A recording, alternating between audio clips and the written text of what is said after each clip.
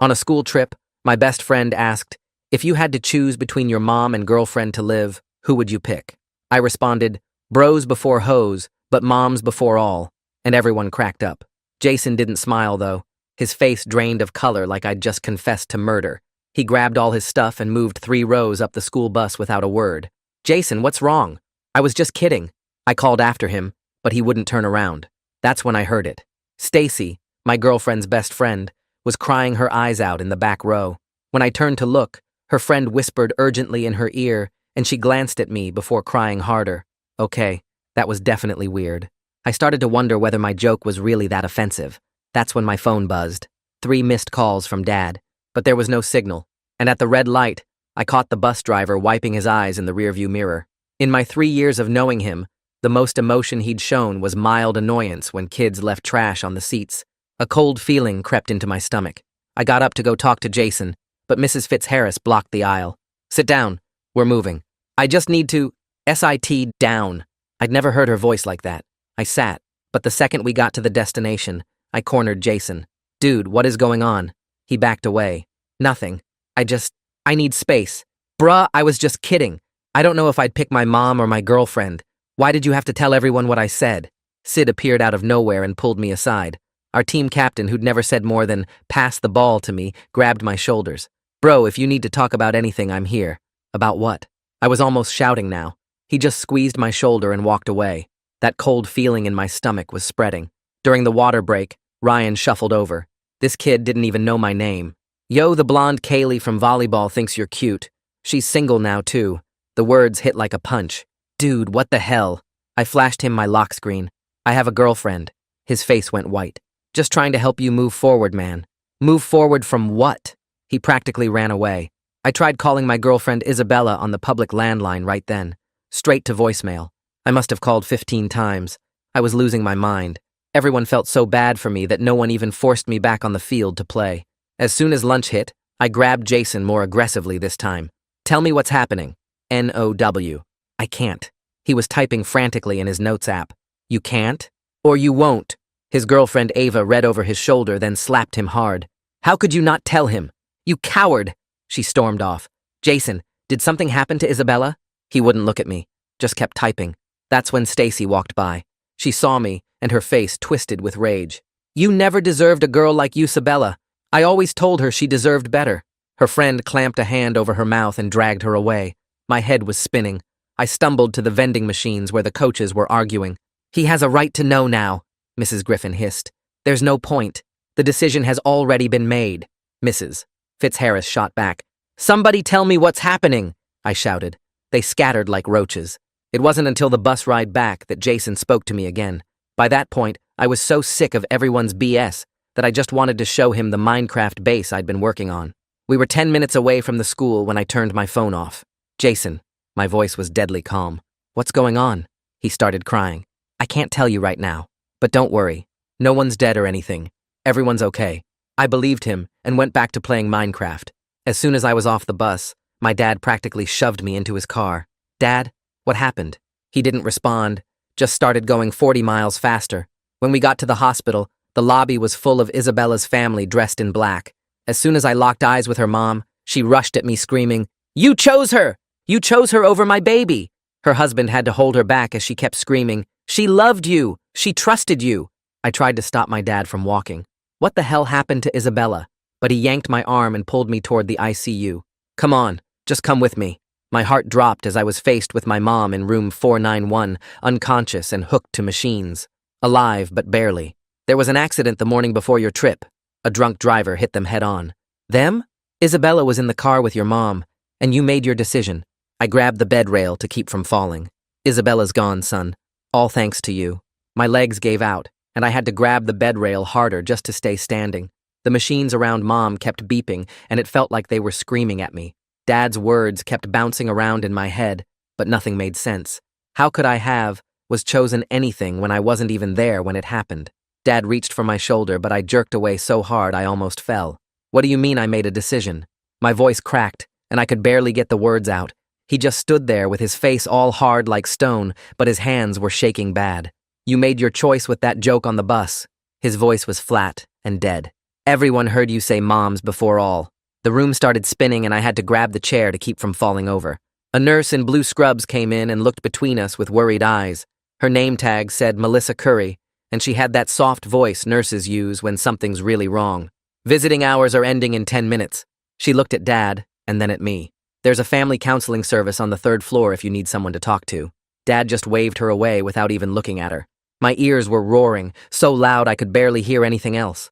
I planted myself in the chair next to Mom's bed and grabbed her hand. I'm not leaving. The words came out harder than I meant them to. Melissa looked uncomfortable and left to get someone else.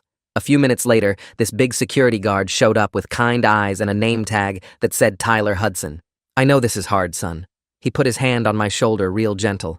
I lost my wife 2 years ago, so I get it. He helped me stand up, even though my legs felt like jelly. You can come back first thing tomorrow morning, I promise.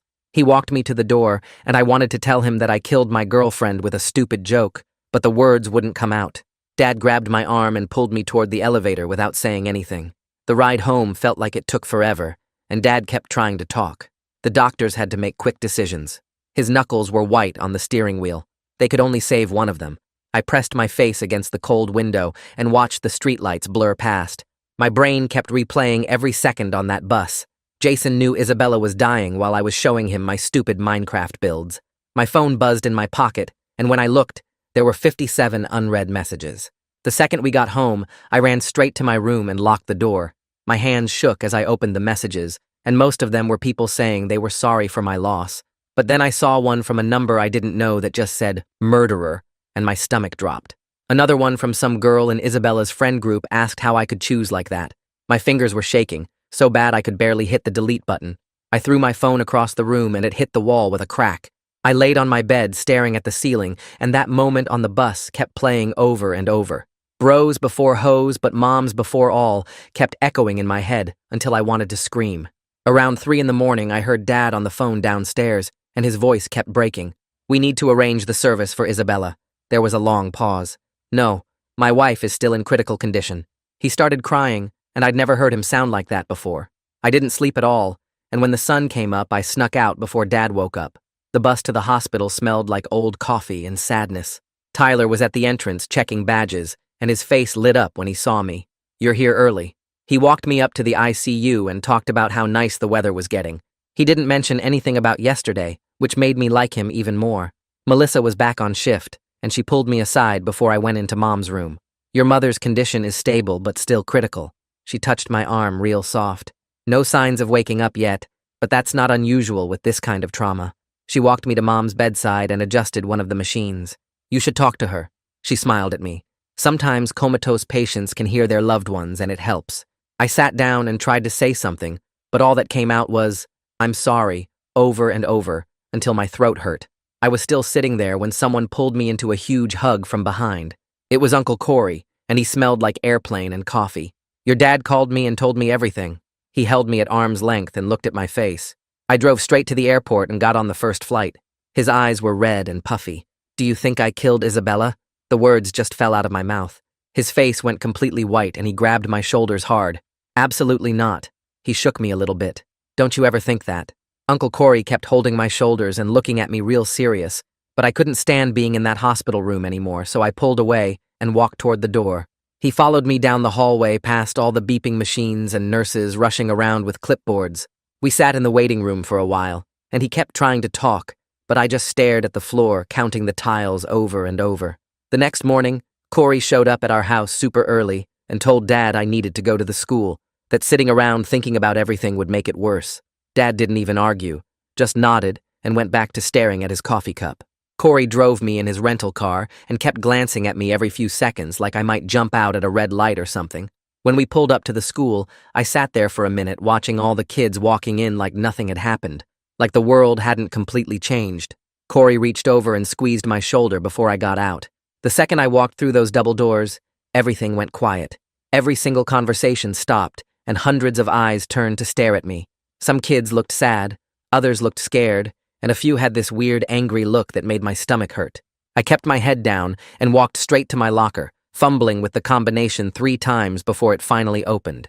Jason appeared next to me looking like he hadn't slept in days, his eyes all red and puffy. He opened his mouth to say something, But then Stacy came out of nowhere screaming at the top of her lungs about how I was a monster who picked my mom over Isabella. Jason jumped between us and pushed her back while she kept screaming and crying. Teachers came running from every direction and pulled Stacy away while she kept yelling that Isabella loved me and I killed her. The principal showed up and grabbed my arm, pulling me toward his office without saying anything. Inside, there was this woman with glasses and a soft voice who introduced herself as Elena Gray, a grief counselor. She started talking about trauma and how our brains process loss and kept using this phrase about the choice I made that made me want to punch the wall. I stood up and walked out while she was still talking about coping mechanisms. The hallway was empty since everyone was in class, so I went to the cafeteria and sat at an empty table in the corner. When lunch came around, I stayed in that same spot, watching everyone else eat and talk like normal people. Sid walked over and sat down without asking, putting his tray next to mine even though I didn't have any food. He said the whole team was there for me if I needed anything, and I asked him straight up if he knew on the bus what had happened. He looked down at his sandwich and mumbled something about adults telling them not to say anything. That hurt worse than Stacy's screaming, because at least she was honest about hating me. After school, I was walking to the parking lot when Mrs. Griffin called my name from her classroom doorway. Her eyes were all red, and she kept wiping them with a tissue while she apologized for not telling me on the trip. She explained there was some protocol about not traumatizing students during school events, and they thought they were protecting me. I asked her if she would want to be protected like that if it was her family, and she just stared at the floor without answering. Corey picked me up and drove me straight to the hospital because he said Mom needed to see me even if she was unconscious. In the parking lot, this guy about 25 walked up to us, and I recognized him from pictures as Blake Campbell, Isabella's older brother. His face looked exhausted, and he said his parents were having a really hard time, but he didn't blame me for anything. Then he told me Isabella had been driving to my house that morning to bring me my lucky pen that I'd left at her place the night before. My legs got weak, and I had to lean against a car while he walked away. Inside the hospital, Elena Gray was waiting by the elevator like she'd been tracking me down. This time, she actually listened when I explained that I didn't make any choice, that I wasn't there, that the stupid joke was just words that meant nothing. She nodded and suggested we work on separating what actually happened from what people were saying happened. After she left, Dad showed up, and we sat in his car in the parking lot for a long time without talking. Finally, he told me he'd said stuff to Isabella's parents about me choosing Mom because he needed someone to blame who wasn't the drunk driver. He said knowing it was just random and senseless made him feel crazy, so he created a story where there was a reason. The next day at the school, everything was even worse, because now the rumors had changed, and people were saying I knew about the accident during the soccer trip and chose to keep playing instead of coming home. Ryan walked up to me in the hallway between second and third period and said Isabella would understand my choice to stay and play. I pushed past him and kept walking to class. During fourth period, Mrs. Fitzharris tried to talk to me after everyone else left for lunch. She started apologizing and explaining about district emergency protocols, but I couldn't listen to it anymore and walked out. She followed me into the hallway, still talking about how she thought she was protecting me from trauma.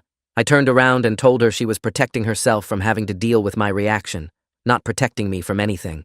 Corey was waiting in the parking lot and drove me straight to a lawyer's office downtown, where this older guy in a wrinkled suit explained that Jax Watkins had blown a .24 on his breathalyzer test. The lawyer kept shuffling papers while telling us this was Watkins' third DUI arrest, and he'd already had his license suspended twice before, but kept driving anyway. Dad was supposed to be there, but Corey said he couldn't handle it right now, and I noticed the lawyer kept glancing at me like he was waiting for me to explode or cry or something. I just sat there feeling this clean, simple anger at Watkins that was so much easier than all the complicated feelings about everyone else. The lawyer showed us photos from the accident scene, and I had to look away when I saw the twisted metal that used to be Mom's car. Corey signed some papers for Dad, and we left, without me saying a single word the whole meeting. That afternoon, Corey dropped me at the cemetery, and I walked around for 20 minutes before finding Isabella's grave with fresh dirt and a temporary marker. I'd stopped at 3 different stores to find her favorite flowers. These purple things she always said reminded her of her grandmother's garden. The groundskeeper was trimming grass nearby, and I sat on the cold ground, telling Isabella about the bus and the joke, and how Jason knew and everyone lied. My voice cracked when I explained about her mom screaming at me, and how Dad blamed me for choosing. The groundskeeper moved further away, but I could tell he was giving me space on purpose while I sat there crying into my hands. When I got back to the school the next day, Ava was waiting by my locker with her arms crossed and this guilty look on her face. She explained that Jason had been throwing up every morning since the trip and couldn't eat anything without getting sick. She pulled out this thick envelope from her backpack and said he'd written me a letter, but was too scared to give it to me himself. I pushed the envelope back at her and told her I didn't want his letter. I wanted him to tell me the truth when it mattered. She nodded and walked away without arguing, which somehow made me feel worse. 2 days later, we had to meet with the district attorney at the courthouse, and Hadley Pierce turned out to be this tiny woman who talked like she was giving orders to an army. She spread out all these documents on the conference table showing Watkins' previous arrests and explained he was looking at 15 to 20 years if convicted. Dad actually showed up for this meeting, and when Hadley mentioned Watkins' lawyer might try to blame the victims, Dad slammed his hand on the table and said, "Nobody minimizes anything because his daughter is dead." Hadley didn't even flinch, just nodded and made notes while Dad's face turned red and Corey put a hand on his shoulder. At the hospital that evening, Melissa was doing her rounds when Mom's hand moved during a reflex test and actually squeezed back. Victoria Tate, the physical therapist, came in to examine Mom and explained this could mean her brain was starting to respond, but warned us not to get our hopes up too high yet. I stood there watching Mom's fingers twitch slightly and felt hope and dread wrestling in my chest because what if she woke up and asked about Isabella? Victoria showed us exercises we could do with Mom's hands and feet to keep her muscles from getting too weak while she was unconscious. 3 nights later, I was doing homework at the kitchen table when someone knocked on our door and Dad opened it to find Isabella's mother standing there alone. She looked smaller than I remembered, like grief had physically shrunk her, and she asked if she could come in to understand what really happened. Dad led her to the living room and told her everything about my stupid joke on the bus and the protocol that kept everyone from telling me and his lie about me choosing. She sat there crying quietly, while Dad explained how he needed someone to blame and created this story about choice, when really the paramedics made the decision based on who they could save. Isabella's mom didn't scream or forgive us, but she stopped talking about choices and left without looking at me. School got worse every day with people whispering and staring, so Corey called the principal and arranged for me to do independent study for the rest of the semester. The principal agreed right away, probably relieved he wouldn't have to deal with any more scenes in the hallways, and sent home a packet of work I could do on my own. That night, Jason texted me that he understood if I never wanted to talk to him again, and I didn't respond because I didn't know what I wanted. Elena scheduled a family therapy session at the hospital, and Dad showed up drunk, which nobody said out loud, but we all knew. He started crying about 20 minutes in, sobbing about how he failed me and failed Mom and couldn't stop drinking since the accident. Corey immediately got on his phone looking up treatment programs, while Elena kept talking to Dad in this calm voice about grief and unhealthy coping mechanisms. The next week, Ford Maddox showed up at our house with 2 suitcases and announced he was staying to help, because that's what friends do. He'd been Dad's roommate in college and immediately started handling all the stuff we'd been ignoring, like the stack of bills on the counter and the empty fridge and the lawn that hadn't been mowed in a month. Having an actual adult taking care of things made me realize how much everything had been falling apart. The preliminary hearing for Jax Watkins happened 3 weeks later, and I had to sit in the witness chair describing the last time I saw Isabella. Watkins' lawyer kept trying to suggest that maybe the victims weren't wearing seatbelts, or that Mom might have been speeding, but Hadley objected every time, and the judge sustained it. When I looked at Watkins sitting at the defense table, he stared at the floor the whole time and wouldn't make eye contact with anyone. After my testimony, I had to sit in the gallery while they went through the evidence, and I watched Watkins's shoulders shaking like he was trying not to cry. The judge called a recess, and I practically ran to the bathroom where I threw up everything I'd eaten that morning. When I got back to the hospital that afternoon, Mom's eyes were open for the first time since the accident. She wasn't really awake or anything, just staring at nothing, but Melissa said it was a good sign and told us to keep talking to her. I sat there for 3 hours telling Mom everything about Isabella dying, and Dad's lie about me choosing, and how everyone on the bus knew except me. Her eyes moved toward my voice once, and I took that as forgiveness, even though the doctors said it was probably just reflexes. Blake started texting me that night with updates about his parents going to counseling and his mom starting medication for depression. He said they were slowly accepting that blame wouldn't bring Isabella back, but they still didn't want to see me yet. Maybe someday was what he wrote, and maybe was better than the never I expected. 3 weeks after everything happened, I finally made myself read the news articles about the accident online. The details made me sick all over again, with the drunk driver hitting them at 60 miles per hour and Isabella dying on impact while Mom had to be cut out of the car with special tools. The stupid joke I made on the bus felt even more meaningless when I read about the actual metal-crushing actual bodies. Cindy Walker from the insurance company showed up at our house with a briefcase full of papers about settlements and policy limits. She sat at our kitchen table reducing Isabella's whole life and Mom's injuries to dollar amounts, while Dad signed papers without really looking at them. I wanted to scream that you couldn't put a price on a 17-year-old girl who was bringing me my lucky pen, but I just sat there watching Dad's hand shake as he signed. 2 days later, Jason showed up at my front door holding this thick envelope, and his hands were shaking, so bad he could barely hold it. The letter was 10 pages of him explaining how the adults made him promise not to tell me, and how he threw up 3 times on the bus from keeping the secret. I didn't forgive him right then, but I also didn't slam the door in his face, which was progress, I guess. At the hospital the next morning, a social worker pulled Dad and me into a conference room to discuss Mom's long-term care needs if she recovered. She talked about months of rehabilitation and possibly needing permanent assistance with daily tasks, and the costs were so huge, I stopped listening to the actual numbers. Corey was already on his laptop researching programs and support groups and disability benefits before the social worker even finished talking. We were lucky to have him handling all the stuff Dad and I couldn't even think about. Blake texted me again saying Isabella's parents wanted to meet with us about doing a victim impact statement together for the sentencing hearing. Dad agreed right away, but I felt my whole body go cold thinking about facing them in court after everything. Elena started working with me twice a week to prepare emotionally for the hearing and for seeing Isabella's parents again. She had me practice what I would say and how to handle it if they screamed at me again, which seemed pretty likely. A few days later, Mom became more alert and actually recognized us when we walked in the room. She looked confused about where she was and kept trying to ask questions, but her voice was too weak to understand most of it. The doctors pulled us aside and said we absolutely couldn't tell her about Isabella yet, because the stress could cause major setbacks in her recovery. Living with that secret when she'd look at me with those confused eyes made me feel like I was drowning in lies all over again. That week at the school, some kids organized a memorial fundraiser for Isabella's family and Mom's medical bills without anyone asking them to. Even Stacy participated, though she wouldn't look at me or talk to me directly, and left whenever I entered a room. The kindness from people I barely knew made me lose it, and I ended up crying in the bathroom for 20 minutes while some freshmen stood guard outside. Then Hadley called with news that Jax Watkins was pleading guilty to vehicular manslaughter and DUI charges to avoid trial. She said it was good because we wouldn't have to go through a traumatic trial, and justice was guaranteed with his guilty plea. It didn't feel like justice, though, when Isabella was still dead and Mom was still broken, and nothing about any of it felt like the right outcome. Ford showed up at our house 3 days later and cornered Dad in the kitchen while I was making breakfast. He kept his voice low, but I heard every word through the thin walls as he told Dad he was drinking himself to death, and if he didn't get help immediately, Ford would file paperwork to have him committed for psychiatric evaluation. Dad's coffee mug hit the counter hard, and he stormed out, but Ford followed him all the way to the garage, not backing down even when Dad yelled at him to mind his own business.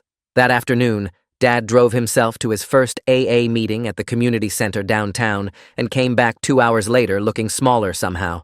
His shoulders slumped as he walked straight past me to Mom's hospital room, where I heard him through the door, apologizing to her unconscious form for everything he'd done wrong. The next morning, Victoria wheeled Mom into the physical therapy room for her first real session, and I watched through the window as Mom tried to lift her legs off the mat. Her face twisted with effort, but her left leg barely moved an inch before dropping back down, and she started crying from frustration while Victoria kept her voice steady and encouraging, demonstrating the exercises again. Mom tried 3 more times before her whole body started shaking from the effort, and I had to step outside because seeing her that weak made my chest feel like it was caving in.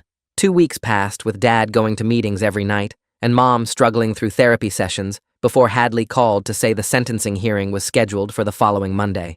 We arrived at the courthouse early, but Isabella's family was already there, her mother clutching a folder of papers while her father stared at the floor. The bailiff called us into the courtroom, and Isabella's mother stood first, her voice shaking as she read from her prepared statement about her daughter's dreams of becoming a nurse, her volunteer work at the animal shelter, her plans for college that were destroyed by one man's decision to drive drunk. When she mentioned that Isabella had been on her way to bring me my lucky pen for a test, I had to put my head down on the table while Dad's hand found my shoulder, and for once, I didn't pull away from his touch. The judge called my name next, and I stood on legs that felt like water, reading my own statement about losing my girlfriend, and almost losing my mother, about the guilt that wasn't really mine but crushed me anyway, about how Jax Watkins had destroyed multiple lives for the price of a few beers. Watkins actually looked at me this time from behind the defendant's table, his lips moving to form the words, "I'm sorry," but sorry didn't bring Isabella back or fix Mom's broken body. The judge took 20 minutes to review everything before sentencing him to 15 years in state prison with no possibility of early release, and Watkins' mother started sobbing in the gallery while his lawyer packed up his briefcase without a word. Outside the courthouse, Isabella's father approached me while his wife waited by their car, and he told me they were moving to Arizona to start fresh somewhere without memories on every corner. But he wanted me to know they didn't blame me anymore, because blame wouldn't bring their daughter back. He said his wife couldn't say it yet, but she was trying to forgive, working with her therapist to let go of the anger that was eating her alive. And then he shook my hand before walking back to their car, where his wife was already crying again. 3 days later, Mom was finally alert enough to notice things beyond her immediate pain, and she asked where Isabella was, why she hadn't visited, and Dad and I looked at each other before I sat on the edge of her bed and told her everything. She cried for 3 straight hours, not just for Isabella, but for what I'd been carrying alone, and she made me promise through her tears to stop blaming myself for other people's lies and decisions, because the only person responsible for Isabella's death was the man now sitting in a prison cell. School started again the last week of August, and I decided to go back instead of doing online classes, because hiding wouldn't change anything. Some kids still whispered when I walked by and pointed at me in the hallways, but others treated me normally, which was all I wanted after months of being either pitied or blamed. Jason and I ended up in the same English class, and while we weren't friends like before, we could sit in the same room without me wanting to punch him, which felt like progress even if we never talked directly. Mom's recovery picked up speed once she was mentally engaged, pushing herself harder in each physical therapy session until Victoria had to actually tell her to slow down. Victoria said Mom's determination was remarkable, but I knew the truth, that it was partly guilt driving her, survivor's guilt that we both carried but never talked about directly, just understood through looks across the dinner table. Dad hit 6 weeks sober, and it showed in everything from his posture to his voice, and he started handling all the insurance paperwork Mom couldn't deal with, coordinating her care schedule, even cooking actual meals instead of ordering takeout every night. Ford came over for dinner and joked that it was like getting his old college roommate back, and Dad actually smiled for real, not the fake one he'd been wearing like a mask. That same week, Blake texted me out of nowhere to say his parents were doing better. His mom had started working part-time at a library, and he wanted me to know that Isabella had been planning to surprise me with concert tickets for my birthday because she'd saved up for 3 months to buy them. I saved his message and read it whenever the guilt started creeping back, reminding myself that she'd loved me enough to plan surprises, that our relationship had been real even if it ended in the worst possible way. 3 weeks later, Elena showed up at the hospital while I was visiting Mom and mentioned this support group that meets in the conference room on Thursdays for families dealing with drunk driving accidents. Dad wasn't interested at first, but I convinced him we should at least check it out since we were already at the hospital anyway. We sat in the back row of metal folding chairs while about 15 other people formed a loose circle near the front. A woman talked about losing her son 6 months ago and how she still set his place at dinner every night. A man described finding his wife's glasses in the wreck and keeping them in his pocket ever since. Nobody tried to make anyone feel better with empty words, and that made it easier to just sit there and listen. Dad's hands stayed clenched in his lap the whole hour, but afterward he said, "We should come back next week." 2 months passed before Mom was stable enough to come home, and Corey had been working like crazy to get the house ready. He installed grab bars in all the bathrooms and built a wooden ramp over the front steps that took him 3 weekends to get the angle right. The physical therapist came by to check everything and suggested moving Mom's bed downstairs to the living room since stairs were still impossible. We rented a hospital bed that barely fit between the couch and TV, but Mom didn't complain once. That first night home, we ordered pizza from the place she always liked and put on old movies while pretending the hospital bed and walker weren't taking up half the room. Mom fell asleep during the second movie, and Dad and I stayed up late just watching her breathe normally, without machines beeping every 5 minutes. School started getting weird in October when the guidance counselor pulled me into her office to tell me I'd been selected for some new peer counseling program. She said my experience made me uniquely qualified to help other students dealing with trauma and loss. The training sessions were every Tuesday after school in the library, and when I walked in that first day, I saw Stacy already sitting at one of the tables. We hadn't talked since she screamed at me in the hallway, but now we had to do trust exercises and practice active listening together. She wouldn't look at me during the role-playing scenarios, but when we had to list coping strategies, she wrote, "Accepting that blame doesn't bring people back," and slid the paper toward me. Spring came, and suddenly everyone started acting strange around me again, like they did right after the accident. Teachers kept asking if I needed extensions on assignments, and kids I barely knew would pat my shoulder in the hallway. It took me 3 days to realize the anniversary was coming up, and everyone had it marked on their calendars. Mom noticed too, and suggested we visit Isabella's grave together on the actual day instead of avoiding it. We drove there early in the morning before anyone else would be around, and Mom used her walker to slowly make her way across the grass. She sat on the bench they'd installed near the headstone and talked to Isabella like she was sitting right there with us. She apologized for being in the car that day and for surviving when Isabella didn't, and for not being able to protect her. She said she knew Isabella would want us to stop carrying guilt that belonged to a drunk driver alone. I believed her for the first time. The peer counseling training continued, and Jason ended up joining the program too, which made Tuesdays even more awkward. During one session about communication, he suddenly turned to me and started talking about the nightmares where he sees my face when I found out the truth. He said he wakes up wanting to go back and tell me on the bus no matter what the adults said. I told him I understood following orders because we were kids and the adults were supposed to know better, but that didn't mean our friendship could just go back to normal. He nodded, and we went back to the worksheet about boundary setting. Mom started working from home in May once she could sit at the computer for a few hours without getting exhausted. Her company set up video call software and sent a special chair that supported her back properly. Watching her lead meetings from our dining room table while still needing help getting dressed in the morning showed me that recovery meant different things. She couldn't drive yet, and walking to the mailbox left her winded, but she could still write code and manage her team. Victoria said this kind of determination was rare, but I knew Mom just needed to feel useful again after months of being a patient. Blake texted me a photo of a card his parents had sent through him with just their signatures and a short note saying they were in therapy and finding peace. Mom asked to see it and immediately went to the craft store to buy a frame that she hung on the wall behind her desk where she could see it during video calls. The card just said, "Thinking of you," but Mom treated it like it was precious. Dad hit 90 days sober right before Memorial Day, and Mom insisted on throwing a party, even though she could barely stand long enough to frost the cake she made. Ford gave this speech about second chances and how proud he was of Dad for doing the work.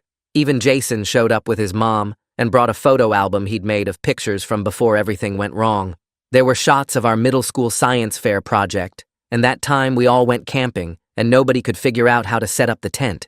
Looking at those photos felt like looking at different people living in a different world. The peer counseling program officially launched, and they assigned me to work with this freshman named Edwin, whose older brother had died in a car accident over winter break. He sat in the counseling office picking at his backpack straps, while I tried to remember the active listening techniques from training. I ended up just telling him about carrying guilt for something that wasn't my fault, and watching his face change as he realized someone else understood.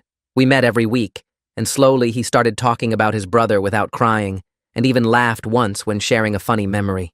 Helping him untangle his grief helped me understand my own better than any therapy session. Mom had been working with Victoria on walking without the walker for weeks, and finally managed 10 steps across the living room on a random Thursday afternoon. Dad and I cheered like she'd just won a marathon, and Mom laughed so hard she had to sit down immediately. Victoria warned us about expecting too much too fast, since Mom still had months of therapy ahead, but Mom just kept saying she had a second chance and wasn't going to waste a single day of it. Graduation came faster than expected, and when they called for a moment of silence for Isabella, the whole gym went quiet.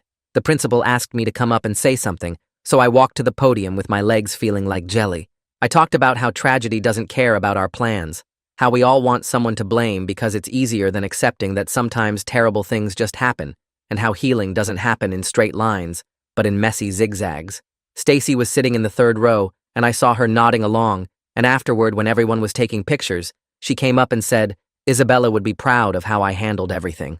That same week, Blake texted me out of nowhere with updates about his family settling into their new city, saying his mom was starting to smile again sometimes when she thought nobody was looking. He attached a photo of them standing at Isabella's new grave marker, which read, "Beloved daughter, loyal friend," with her favorite quote about living each day fully underneath. I saved that photo to my phone and looked at it whenever I started feeling guilty again. 3 weeks later, Dad and I drove Mom to the hospital for her final surgery to fix some nerve damage from the accident that was still causing problems. While we sat in the waiting room drinking terrible coffee from the vending machine, Dad apologized again for putting all his grief on me back when it happened. I told him I understood now, because grief makes people do terrible things to the people they love most, and we both knew that was true from experience. The surgery took 4 hours, but Victoria came out smiling and said, "Everything went perfectly. Mom's prognosis was upgraded to near full recovery with continued therapy." She hugged all 3 of us and said Mom was the strongest patient she'd ever worked with in 15 years. When Mom woke up from the anesthesia, she made a joke about having good motivation since she had to come back for me, and even the nurses laughed. 2 days after that, Jason and I walked across the graduation stage together. Not best friends anymore, but something different, maybe survivors of a different kind of tragedy. His parents found me afterward and thanked me for eventually forgiving him, his mom crying a little as she said she knew how hard it must have been. Standing there in my cap and gown, I realized the forgiveness was as much for me as it was for him, because carrying that anger was just another weight I didn't need.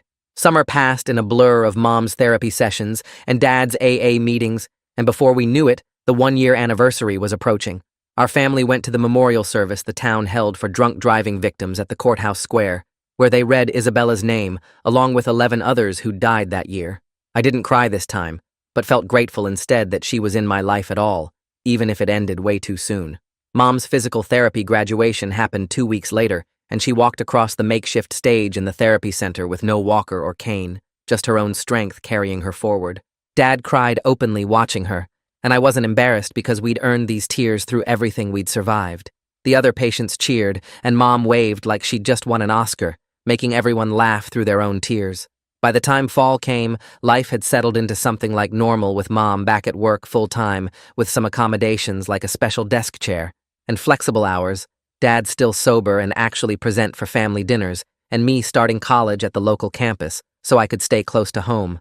Isabella's parents sent a Christmas card that December with just their signatures inside, no message, but that was enough because it meant they were still out there, still healing, still finding their way forward.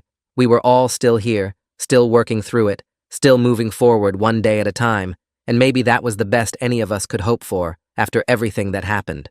Thanks for sticking with me through all these strange twists and turns today. Definitely made it more interesting sharing the questions together. Like the video, it helps more than you think.